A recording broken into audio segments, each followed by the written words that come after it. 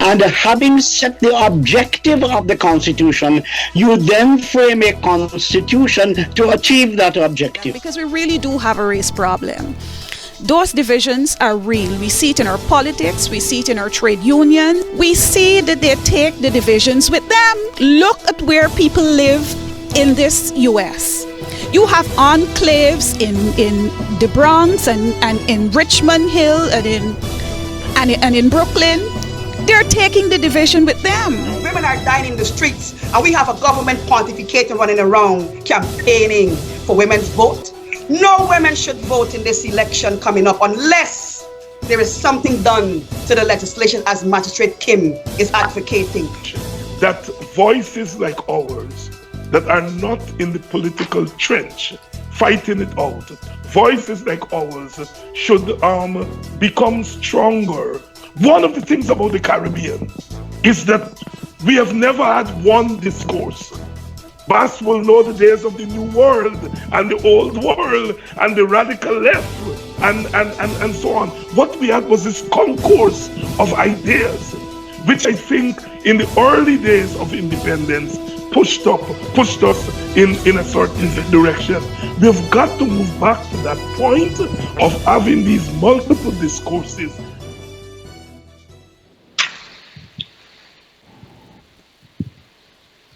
Hi, good evening, everyone, and I would like to welcome you to this evening's program,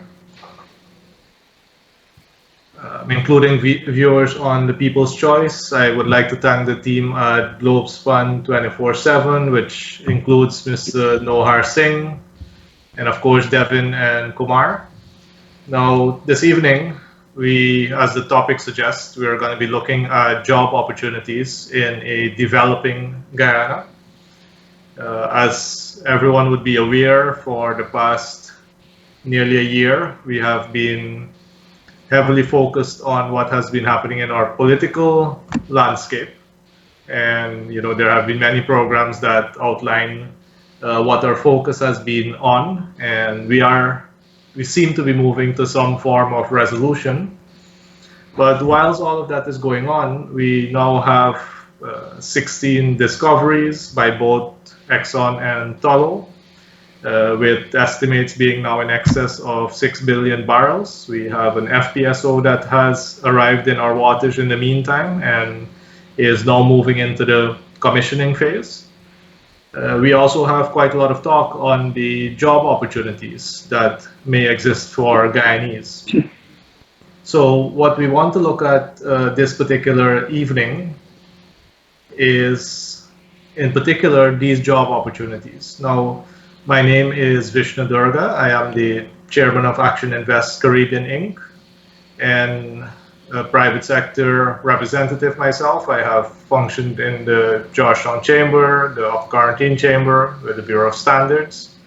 And I currently, at Action Invest, focus heavily on the development of skills to have a more productive workforce. Joining me this evening, we have, first of all, Mr. John Housty, who is the CEO of Housty Designs, and Mr. Donald Baldeosingh, who is the president of the Enman Group. I would like to ask, and I'll get started with John, to give us just briefly a little bit more of a background on yourself, your company, and then we'll start delving into the thoughts on tonight's topic. So, John? All right, thank you, Vishnu, and thank you for having me on the show. So my company, Housty Designs, we're a software development company, and I always like to start by saying that our mission is to revolutionize the digital landscape for our clients and their customers. So in essence, we focus on two key things: optimizing operations and increasing customer engagement.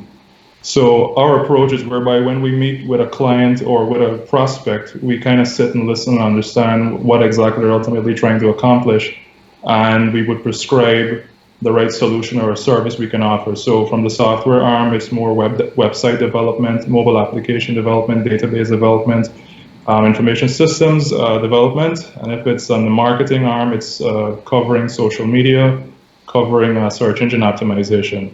We've been around for 8 years. We have a portfolio of currently 34 companies. We've worked with locally, regionally, and globally. And we are on a wave of digitization right now, which is a primary focus, digital transformations actually.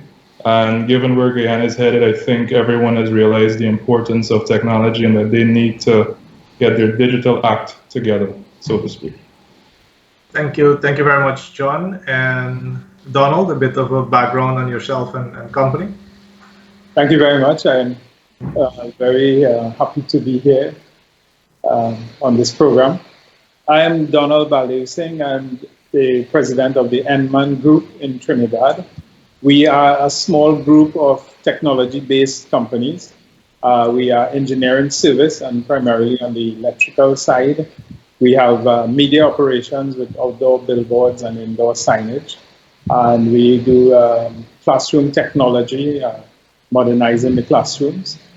We're also involved in project development, and one project is the power interconnection project to link the energy markets of Trinidad and Guyana with a submarine power cable. And we have been developers of a large hydropower project on the Mazaruni River for several years, with the intention to promote green energy for the region, ultimately for sustainability.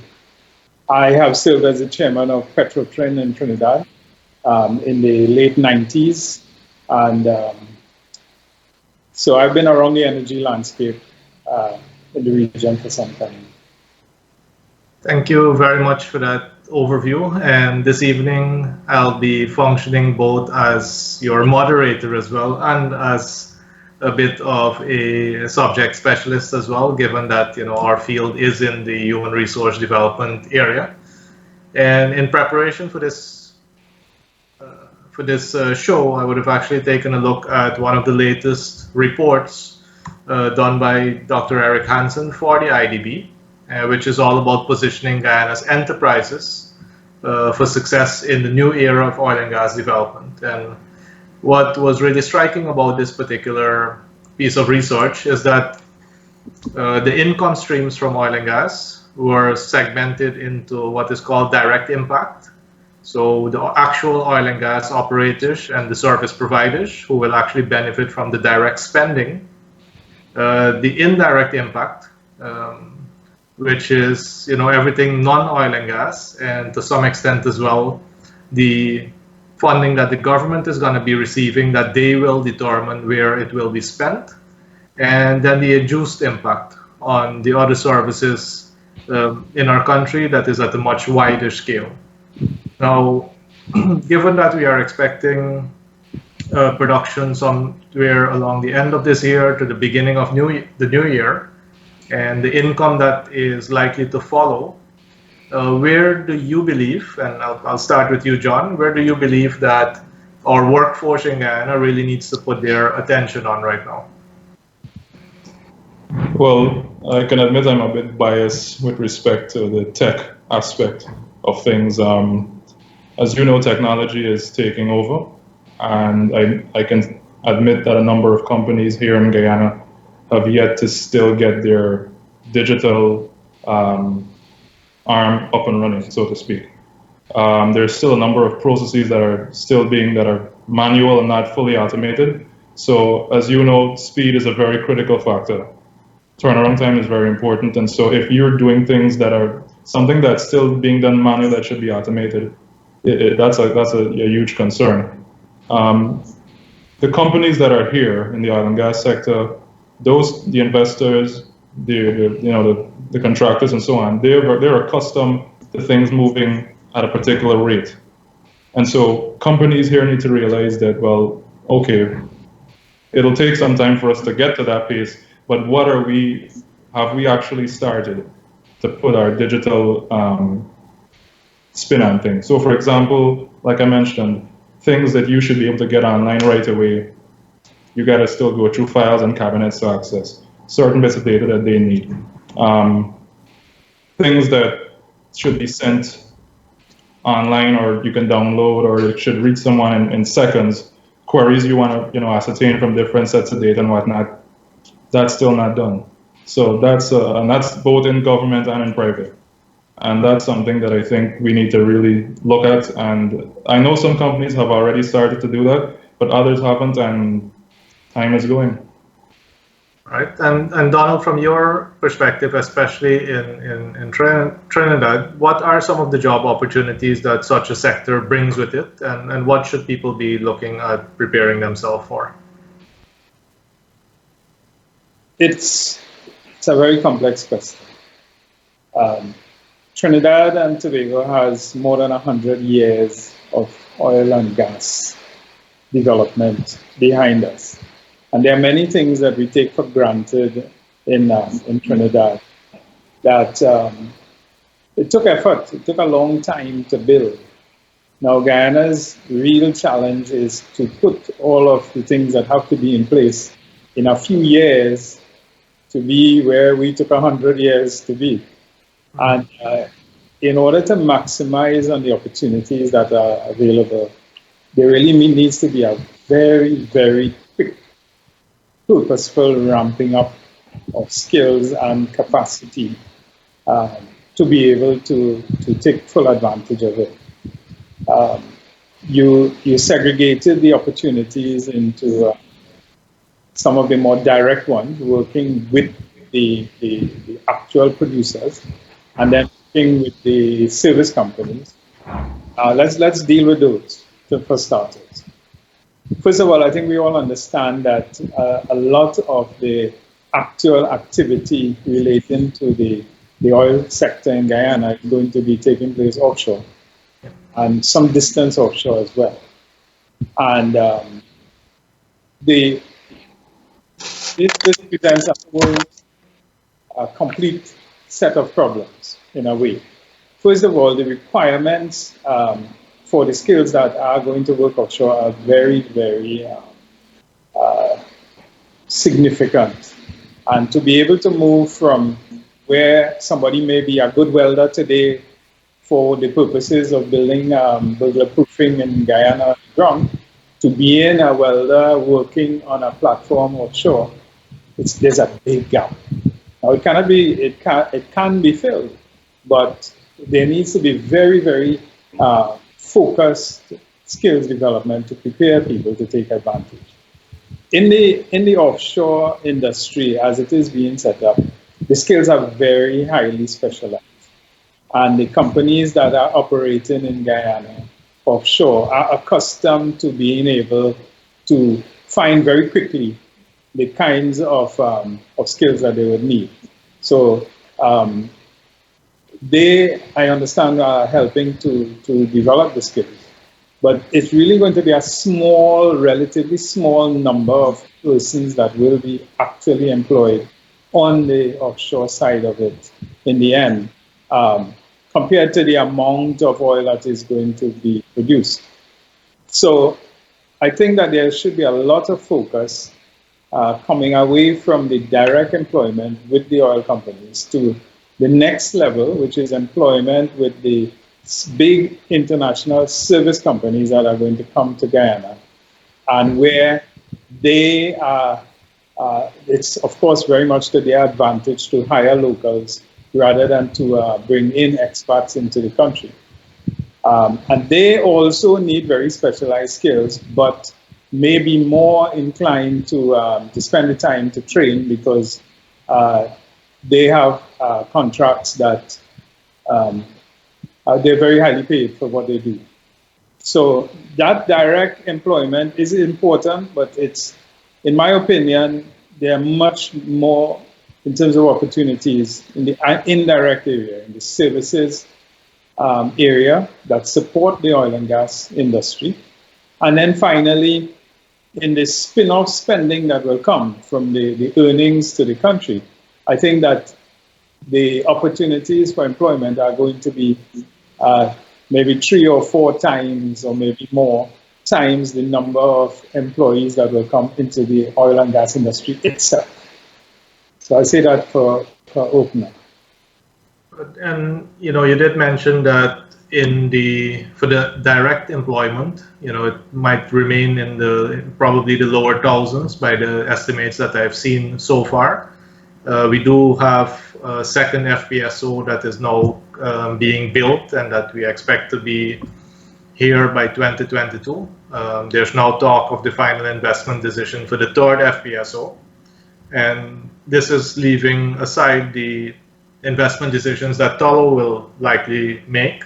But even if all of these were to come on stream, we're still talking about maybe a 10,000 jobs directly, which again, if we look at the scale of what is needed to lift people out of unemployment and even into better employment, some of the areas would be, I would say, the non-core services. You have food and catering. I think that's probably one area where people can focus on significantly. The latest chicken shortage we have in Guyana, one of the possible causes was actually attributed to the higher level of expats being in our country now and the increased consumption of meat products. Entertainment services as well. Many of the people coming to our country now, and even Guyanese with a higher level of disposable income, are more likely now to use our own tourism and hospitality product that we have here in Guyana. Transportation seems to be another area as well that people would be able to get into. Housing, there's a bit of a housing boom happening now. Finding a decent plumber or electrician now is not the easiest thing, and I think those particular technical skills, those trades, will have significant demand for the coming 5 to 10 years as the housing boom and the construction boom just continues to increase as well. So these are some of the areas, and I'll list a few more. But if I were to ask John, who has had to interact with many of our Guyanese employees, what are some of the advantages and some of the disadvantages of our current labor pool in Guyana? Well, from an advantage, I think the advantages is that given where we're headed, as you mentioned, you just listed so many opportunities that are out there. I think the next natural step is for us to step up and realize how we can actually be a part of those opportunities. One of the critical things I would say is problem solving, from a standpoint whereby, okay, you just mentioned, I'm looking for a plumber, I'm looking for a caterer and so on.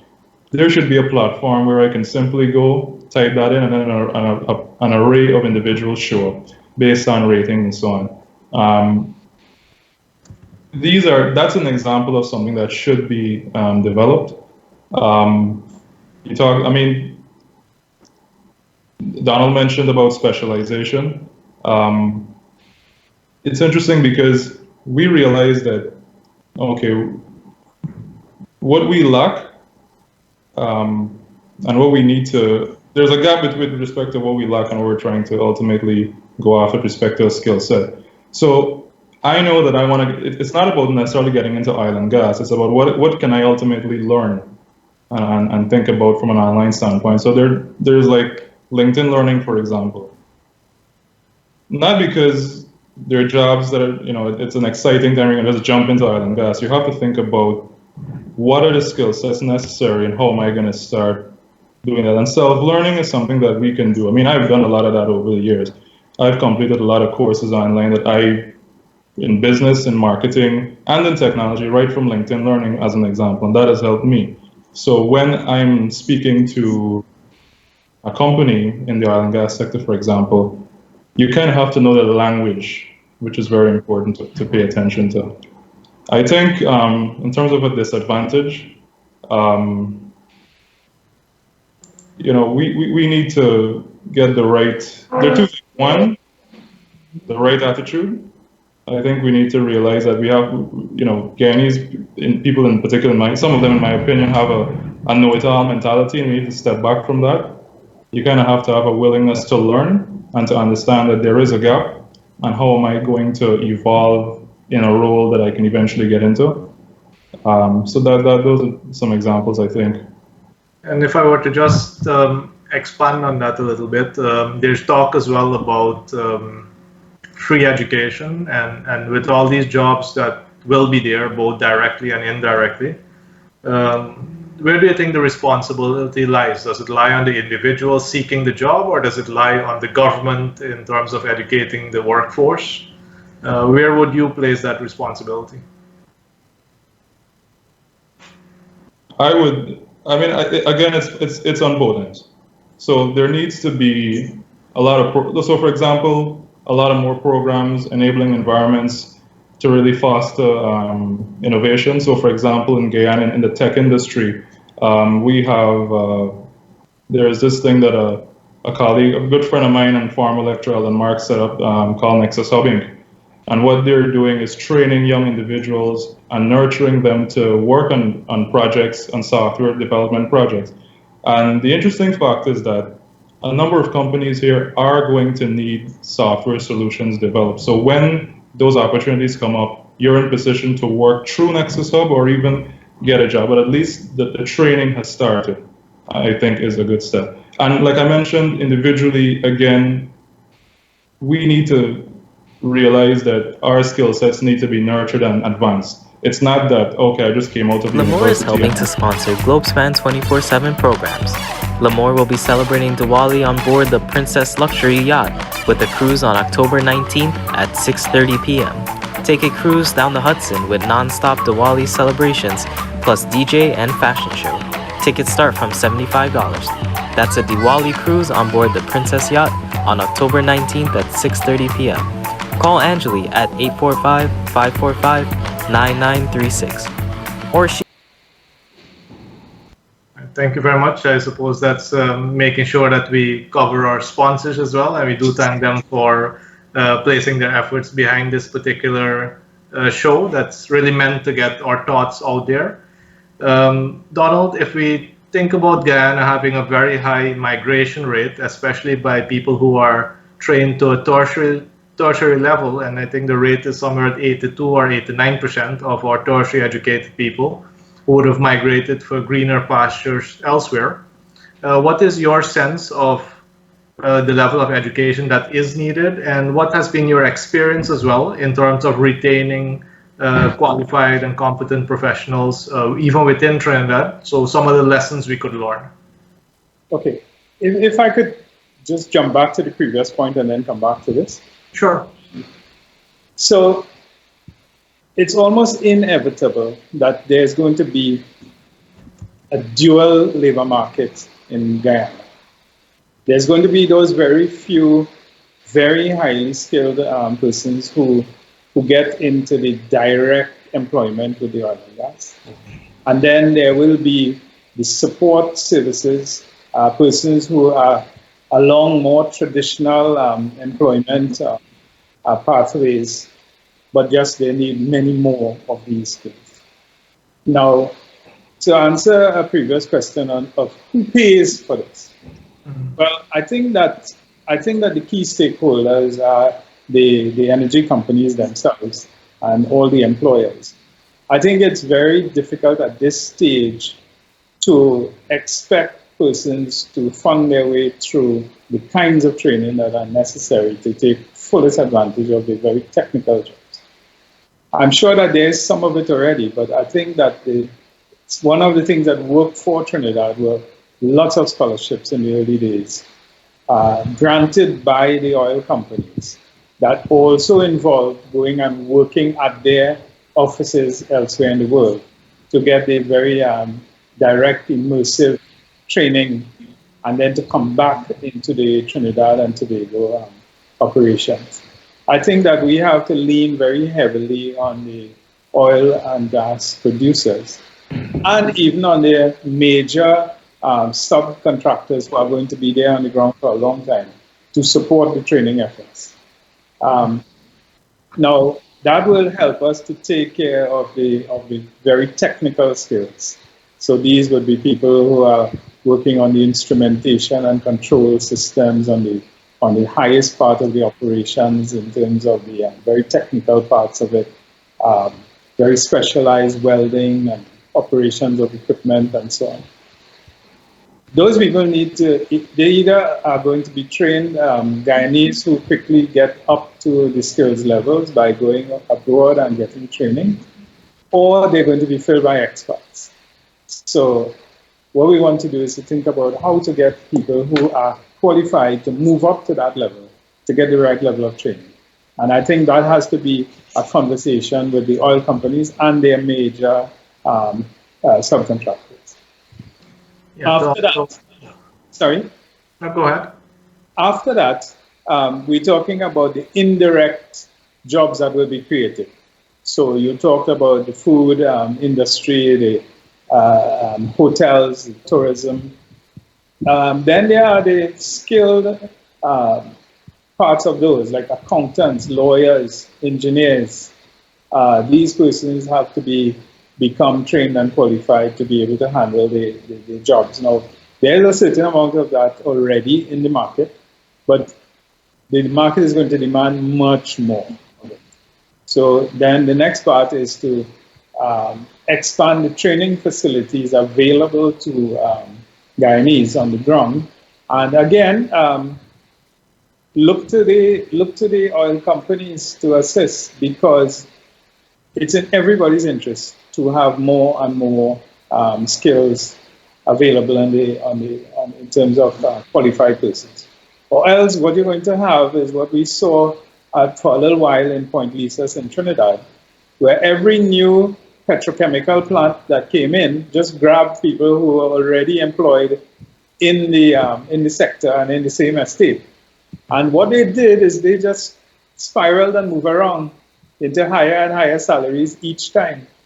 And until we formed the National Energy Skills Center and really heavily promoted identifying the skills needed and making sure that the numbers were coming out, and that eventually led to the University of Trinidad and Tobago to supplement the University of the West Indies.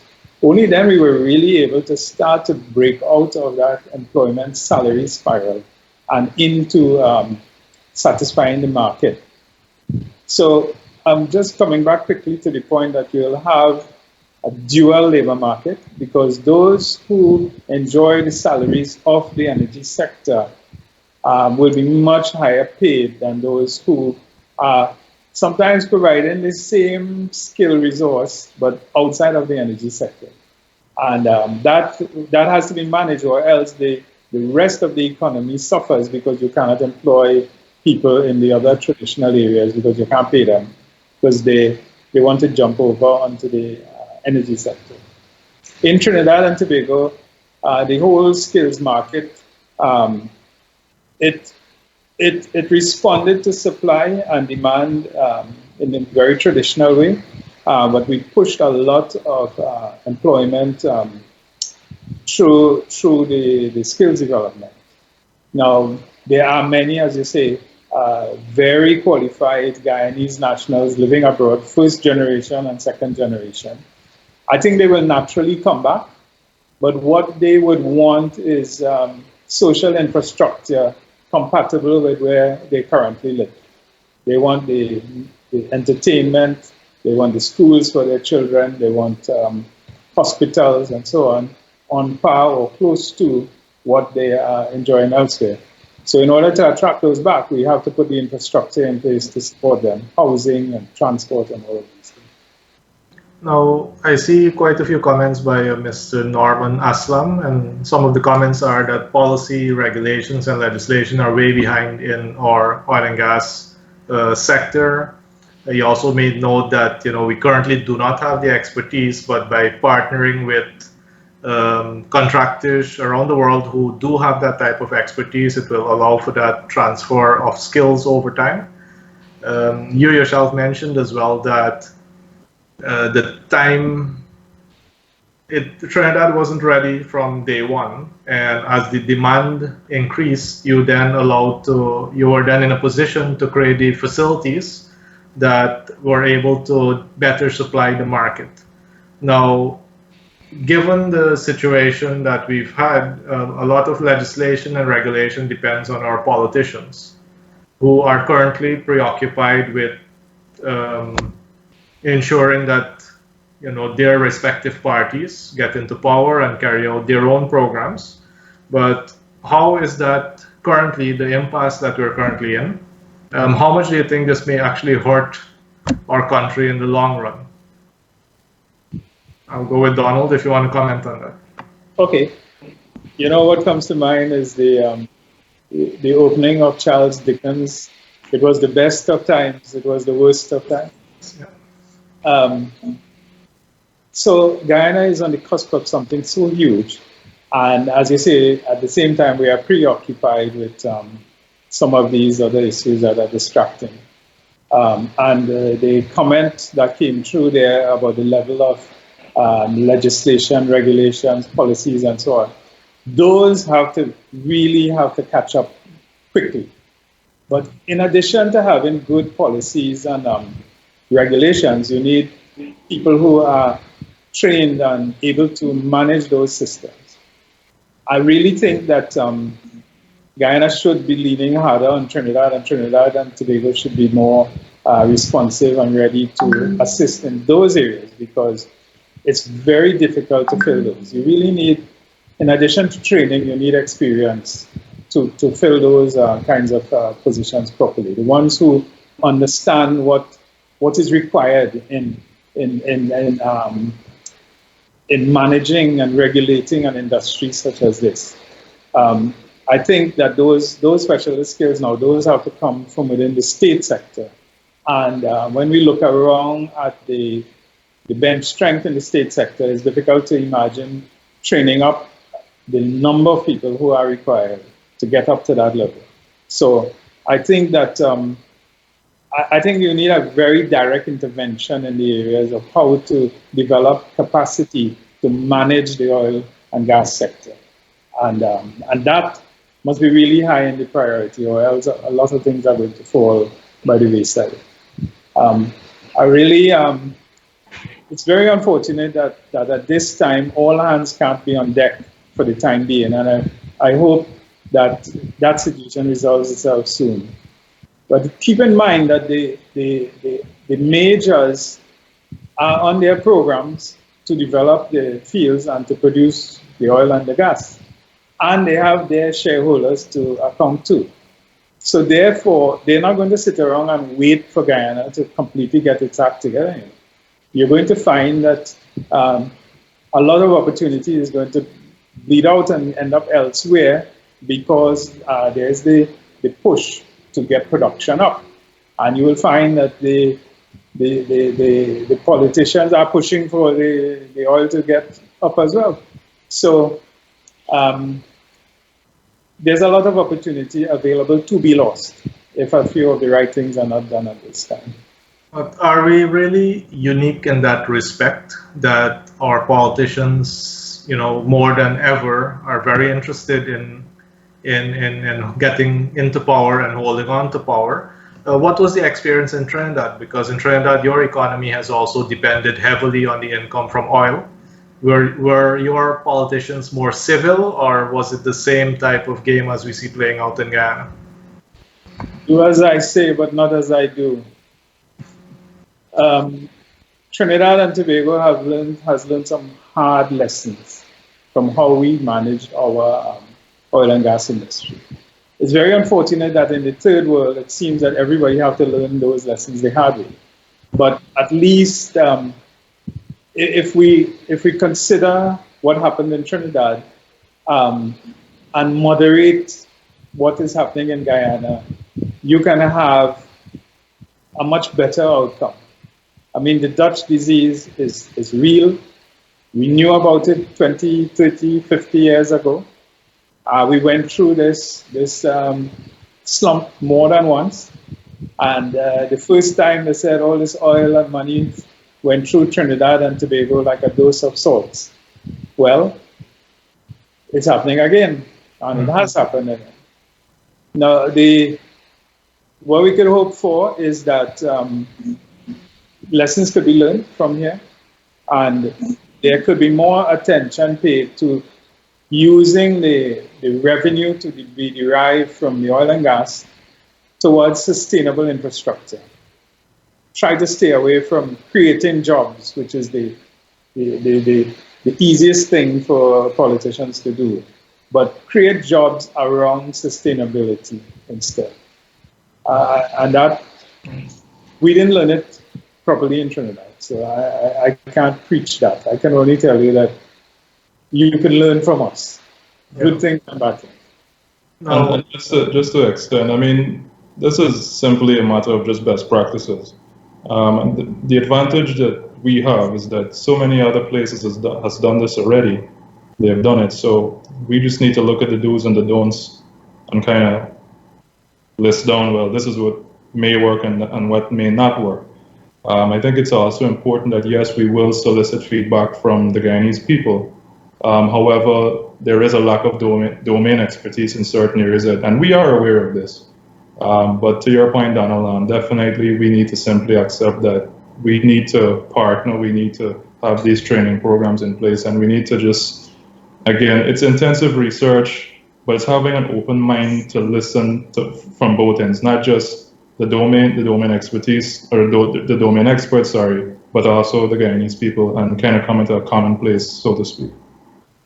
Now, Yeah, we have beg your pardon. we have another comment online as well with from JC Bagwandin, that the opportunities are there apart from capacity building and skills development.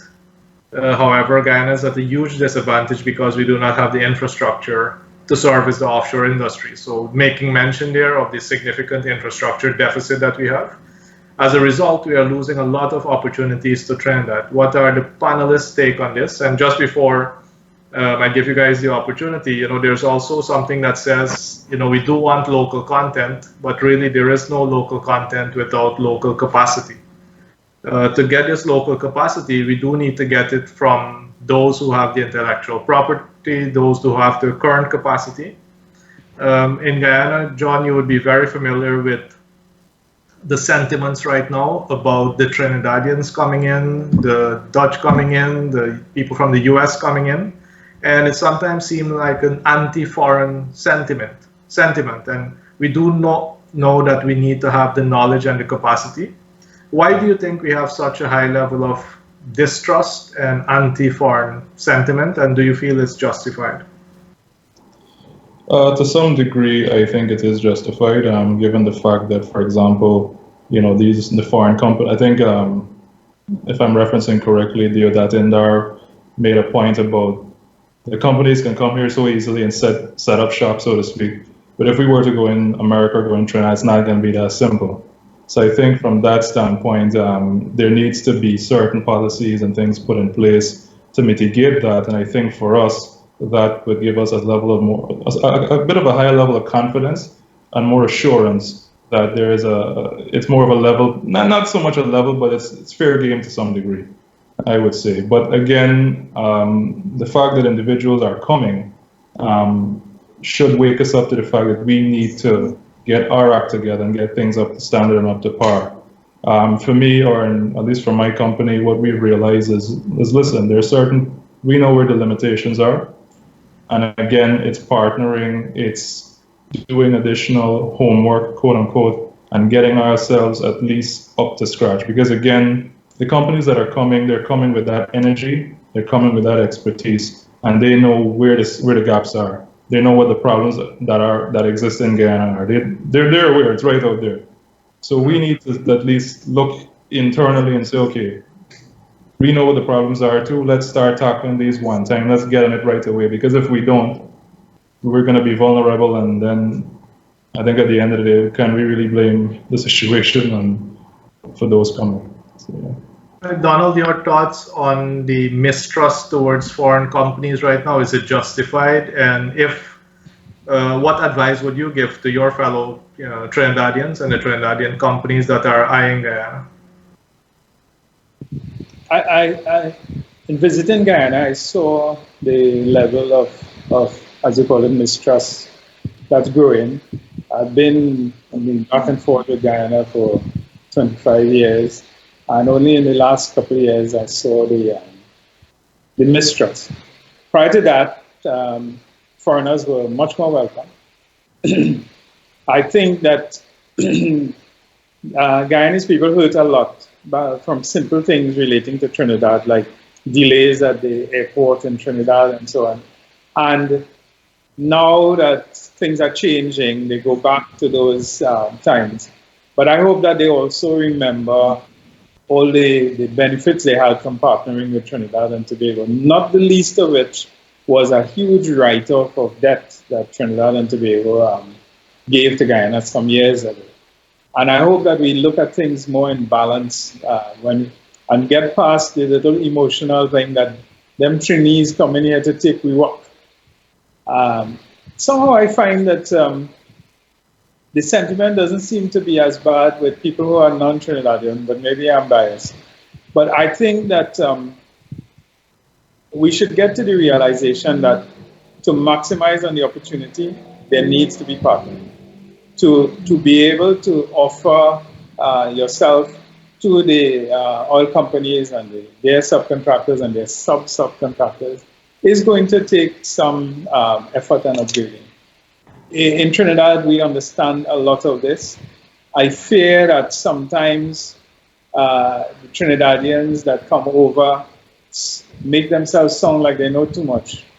And they don't understand that even we have to come and understand the culture. We think we understand the culture of Guyana, but we really don't until we spend time on the ground.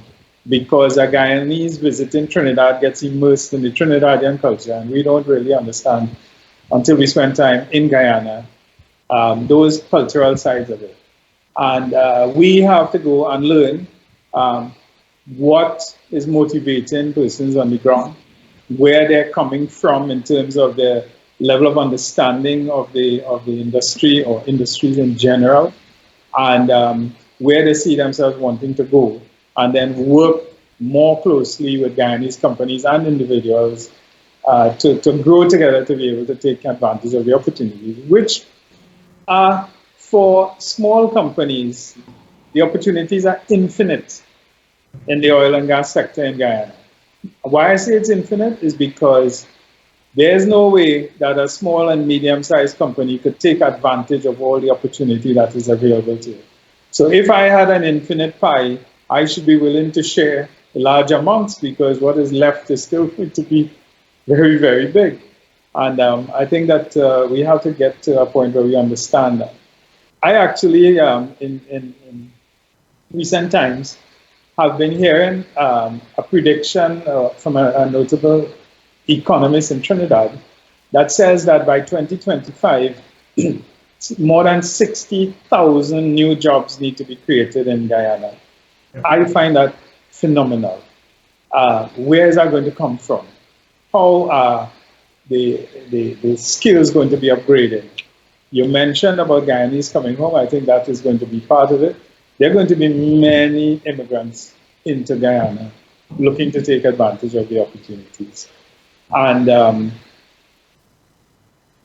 I'm really happy to hear that there's a sentiment that Guyanese need to be prepared for it. But I don't blame the typical Guyanese worker or even small business for not being ready at this moment. This is something that you've never seen before. Even now, it cannot be imagined what is going to happen.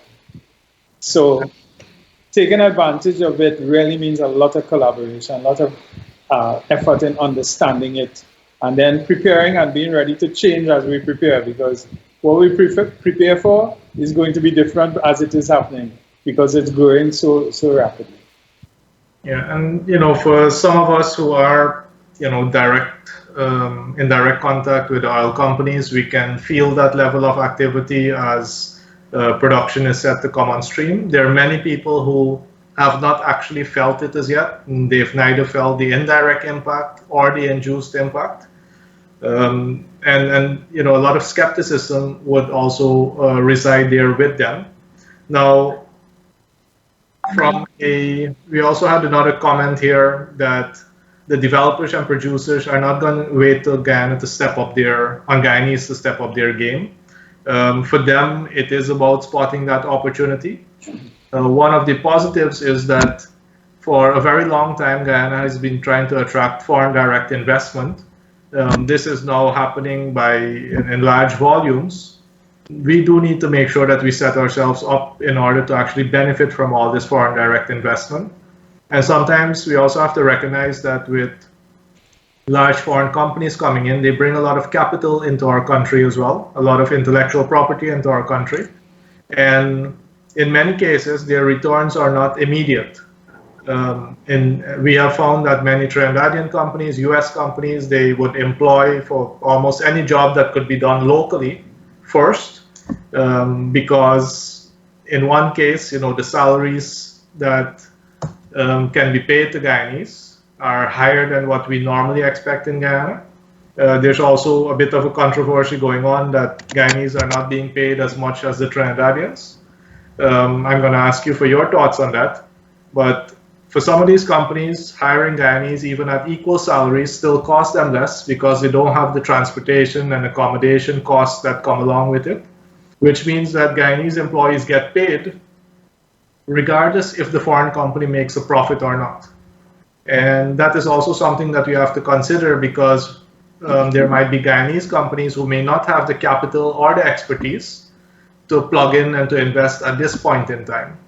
Now, John, if I jump over to you, first of all, what is your opinion on the salary scales from what you've been exposed to that Guyanese should be expecting if they either work for a foreign company or a local company? What's your advice to them?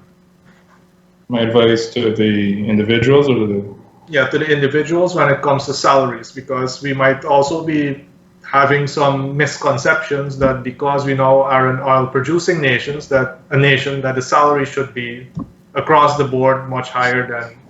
All right. So what would be your advice?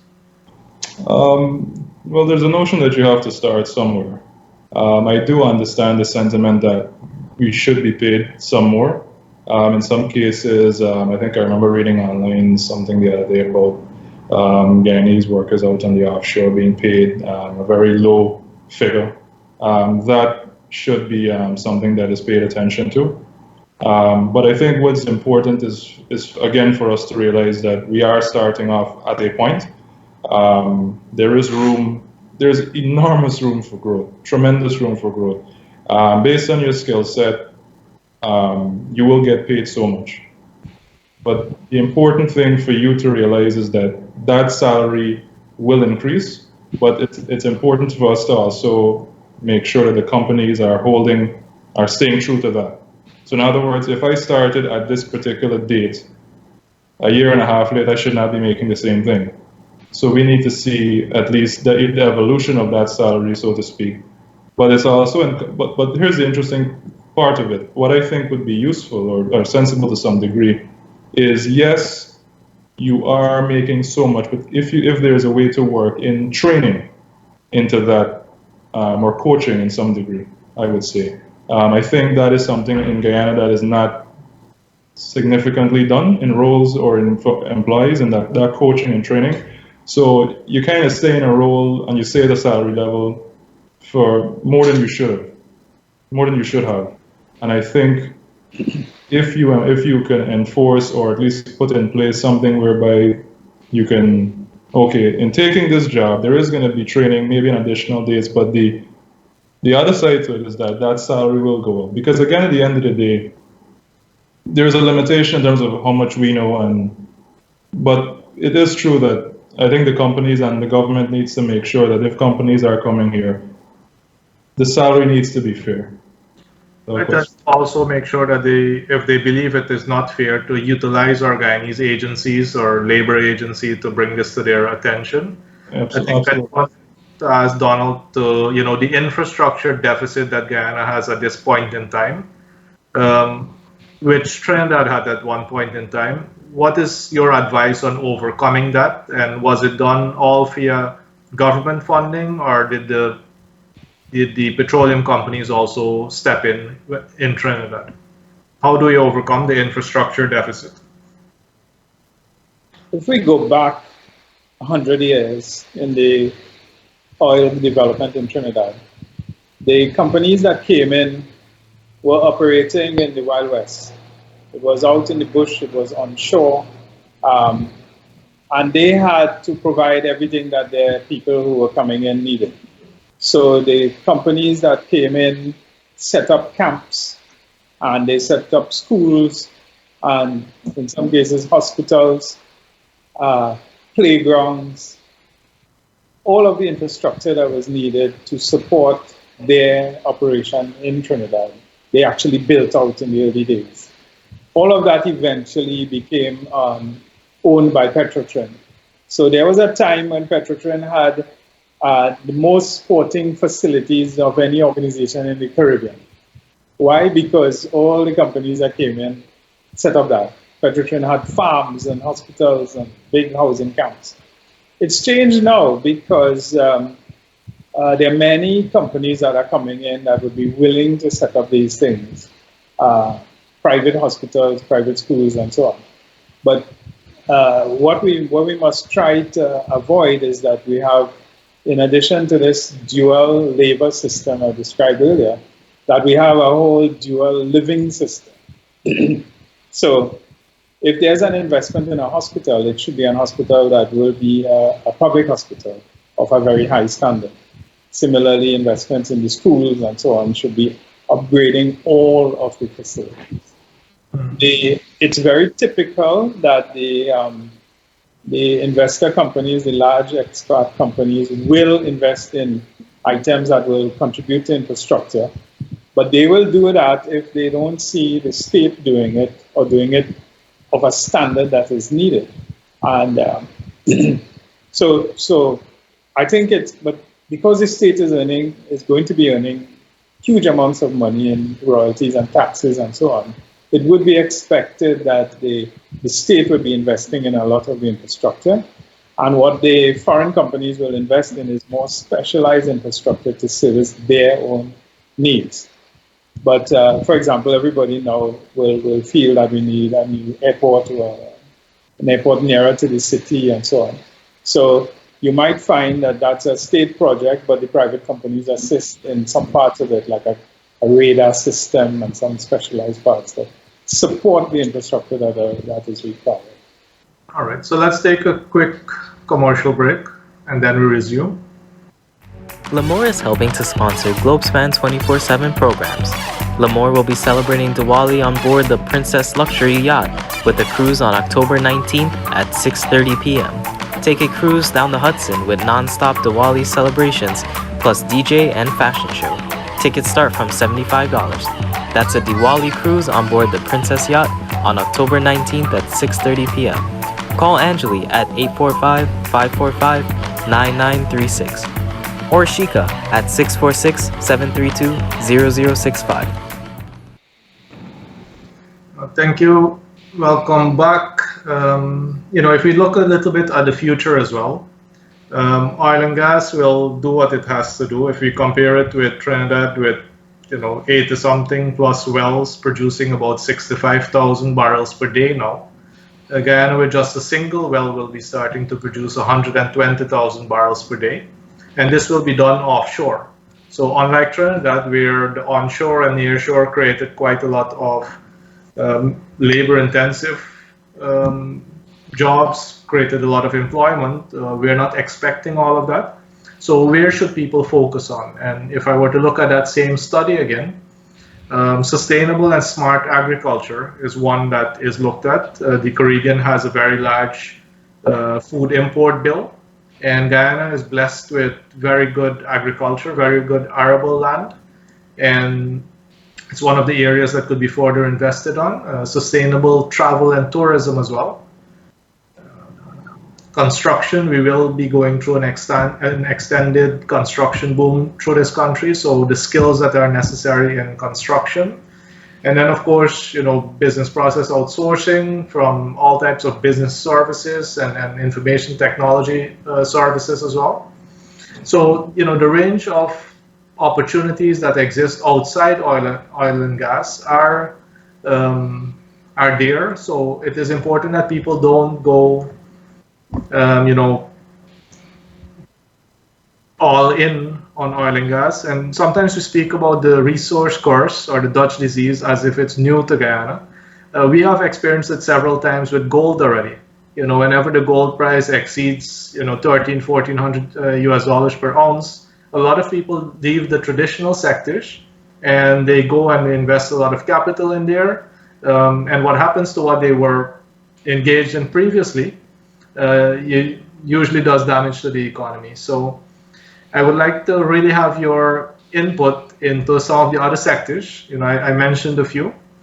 and the type of skills that we believe that people should also be looking at that could be transferable. So they could be used across industries. So John, if I can ask you. Sure. Again, I'll be a bit biased and speak from a technology standpoint with respect to data. Across the board, across every sector, there is vast amounts of data that exist. In Guyana, as I think everyone is aware that there's still a lot of things that are on paper that need to be digitized, for example. The transformation of those sectors from a technology standpoint, some sectors, it hasn't started. It needs to, I think, get up and running. So what I would suggest or advise is if you're looking at the opportunities and the skill sets that are necessary, number one is to do some research.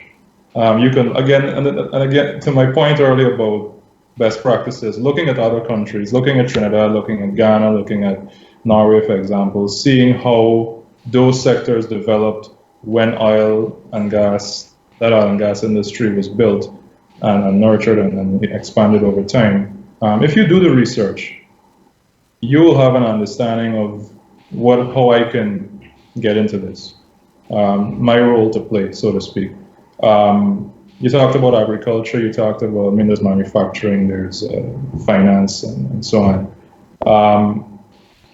We're not just going to get into it because it's going to get us money or we're going to get paid. Obviously you want to make money and so on. But the interesting thing is to align your skill set with your passion. And if you can do that by doing the research and figuring out, okay, this is what I want to get into and this is what I've learned, then you need to work out your plan to get into that sector. And I think if you do that, and if there's an aspect of which you don't know, you just ask questions. You speak to the domain experts, get their advice in it, and then you work that plan out of how I can transform and how I can assist in the transformation of that sector. And that's part of what I do with respect to the digital transformations in the sense of where the gap is, as we know, gap analysis, current and where we'd ideally like to be, and how can we narrow in, zero in, and start execution, because again, time is gone. Thank you. And Donald, any advice when it comes to maybe other sectors and transferable skill sets? Well, my advice is I think that the average person in Guyana who is looking to benefit from the boom that's coming should not even think about the oil side of it. That's going to happen. There should be no panic about salaries because salaries are going to go up. There's going to be a lot of money spent in Guyana. And there are many niche areas that people could start to get into and create their own little area of excellence in some area. So there's like project management, health and safety systems, quality management systems that persons could build capabilities in. There are some of the trades that would be transferable to the energy sector and come back at the low seasons in the energy sector, which will happen. So if I become a good welder, I can look for work sometimes in the oil and gas side of it, and when there's nothing happening there, I can move over into more domestic type work as a welder. Remember though that we need certification. The oil companies are going to require certification. So simply saying I'm a good welder is not going to get you a job working with one of these companies. I think that in terms of sustainability, the country would be looking at, you mentioned some of them, food, potable water, energy of the future, which is renewable energy, managing waste, and there will be and manufacturing, as we mentioned. And all of this can be done using resources that will come out of the oil sector. I am sure if a good project goes to one of the major oil companies that is involved with food and talking about creating a food just a narrow area of food, packaging and so on for export and for use within Guyana, they will support projects like that because they understand the need to get the other parts of the economy working, or else you're going to find that there's a lot of unhappiness in the country, which is not good for anybody. I think that we have not talked in this whole conversation yet about indigenous people. How are they going to participate in the whole thing, the whole boom that is going to happen? What is going to happen for them? How is it going to affect their quality of life, which could be positive or negative if not managed properly? And that is a whole sector that has to be managed. I think that areas, I wish I was 30 years old and able to come to Guyana at this time and just stay, because I would be doing so many different things that may not be related to oil and gas, but would benefit from the industry itself. I mentioned patience earlier. I think that given all the history, people are anxious for things to happen. I gave a public lecture a couple of years ago and people were asking, when will I start getting my check in the mail from the oil company? So I think what we have to do is to manage the expectations of the population too. Make sure people understand how the industry is going to work and how the benefits are going to come out. And you might find that the population is able to press for the kind of sustainable infrastructure that we need at this time. Trinidad and Tobago, at the end of all of these booms, we still don't have a medical system that we could be happy about, or an education system. You have the opportunity from now to build those things properly in place well for the future. Thank you. And 1 hour has flown by so quickly. So in order for us to wrap this up, I would like us to be able to make our closing statements. And in that respect, I would like you to maybe direct your closing statements to, let's call it the leaders of the country, which in many cases amounts to the politicians that we currently have on both sides of the divide. What advice could you leave with them in your closing statements, given the point where Guyana is currently? Let me get started with Donald. It's hard to address the politicians in Guyana without understanding the big divide that exists, and without understanding that the upcoming elections have a lot to do with who will manage the oil and gas wealth of the country. I think that history will not be kind to any politician who sacrifices the opportunity now for their own political gain or even personal gain out of it. I think that the population of Guyana is looking on very closely at the leadership and trying to figure out who is going to act in the best interest of the country. And I advise, look at Trinidad again. We didn't do everything right, but we did get a lot of things right in the end. So it's a huge opportunity, and it's going to slip. It's never going to slip by, but it's not going to be maximized if we don't tackle it properly. Yeah. Thank you, Donald. And John, what's your advice to our politicians? 2 things. I would say, one, again, paying close attention to those who have done it before and working out a framework and a plan. But it's important to pay attention to what the Guyanese people are saying, listening and understanding their perspectives and factoring in closely the common perspectives, the common concerns, and making sure that whatever plan you have in place meets those concerns, and not prioritizing one over the other. I think also what's important is realistic timeframes and awareness from a standpoint of, okay, if this is the plan, here's the time frame to do it, and keeping track of that from a progress standpoint, basically where are we at and what else needs to be done. So even if the next administration or a new administration or whoever comes in, regardless, that continues to grow, not to grow, sorry, to complete or to go on. But the important thing is the feedback, I think, and from the Guyanese people. Definitely, that always has to be in your plan. And if that is not in the plan, then you're pretty much doing your own thing.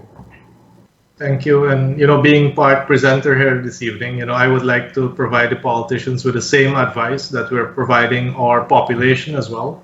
Get educated on not just this sector, but on your specific area of focus that you would have chosen for yourself. So to all the politicians, make sure that you prepare yourselves as well.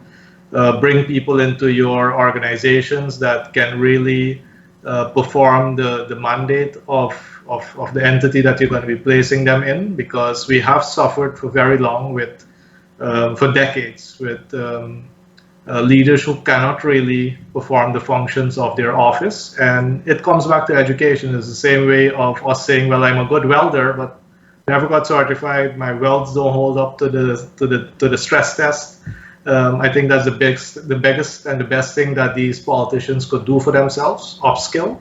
And then to the people who are looking on as well, remember that if you want better, start working on finding what you believe are better options and supporting that. It may not be one of the large parties, it may reside elsewhere. Go and find what you believe is a solution for the country, because to some extent we are in the place we are in right now because of groupthink. And unless we develop far more independent, competent thinkers, we'll always end up with a situation of being the victim of groupthink, where we could have been much further ahead. My name is Vishnu Doerga. I'm very happy to have been on this panel together with Mr. Donald Baldeosingh and Mr. John Housty. I would like to thank you very much for taking an hour out of your evening to share your knowledge with the viewers out there.